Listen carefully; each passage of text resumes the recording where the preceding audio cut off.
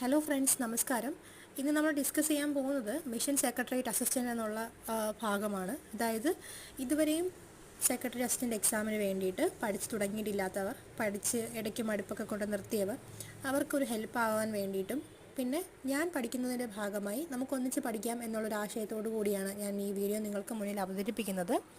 ഈ ഈ ഒരു കണ്ടൻറ് എനിക്ക് കിട്ടിയത് PSC പാഠശാല എന്ന് പറയുന്ന ഒരു യൂട്യൂബ് ചാനലിൽ നിന്നും അതുപോലെ തന്നെ അവരുടെ ടെലഗ്രാം ചാനലിൽ നിന്നുമാണ്.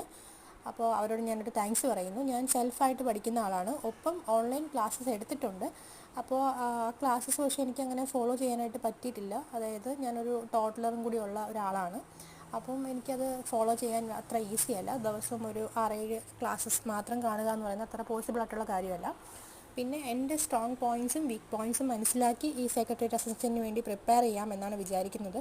നമ്മളിപ്പോൾ സെക്രട്ടേറിയറ്റ് അസിസ്റ്റൻ്റ് അപ്ലൈ ഒക്കെ ചെയ്ത് എക്സാമിന് വേണ്ടി പ്രിപ്പയർ ചെയ്യുന്നവരാണെങ്കിൽ നമുക്ക് മുന്നിൽ ഒരുപാട് ദിവസമുള്ളതായിട്ട് തോന്നും. എന്നാൽ നമ്മളിനി കാൽക്കുലേറ്റ് ചെയ്ത് നോക്കുകയാണെങ്കിൽ ഒരു ചുരുങ്ങിയത് ഒരു 70 ഡേയ്സ് ഒക്കെ നമുക്കുണ്ടാവും. മെയ് 1 ഒക്കെ നോക്കുകയാണെങ്കിൽ 70 ഡേയ്സ് മാത്രമേ നമ്മുടെ മുന്നിലുള്ളൂ.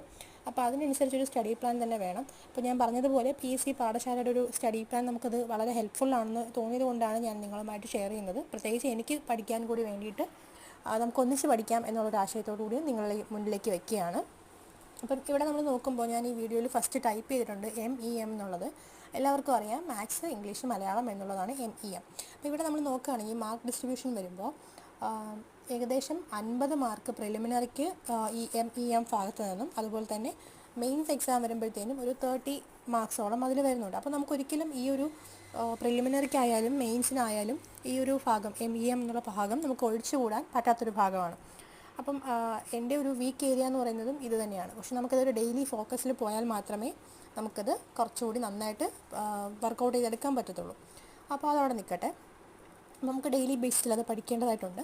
ഇനി നമുക്ക് താഴേക്ക് വരാം. അപ്പോൾ അവിടെ ഹിസ്റ്ററി 10 മാർക്കിന്, geography 5, economics 5, Indian constitution 5, arts and literature sports 10 mark, basis of computer 5, ഇങ്ങനെ തുടങ്ങി നമുക്ക് താഴോട്ട് മാർക്ക് നിങ്ങൾക്ക് വീഡിയോയിൽ കാണാൻ പറ്റും. ഞാൻ എല്ലാം കൂടി പറഞ്ഞാൽ ഈ ഒരു ഷോർട്സിൽ നിൽക്കില്ല, അതുകൊണ്ടാണ്.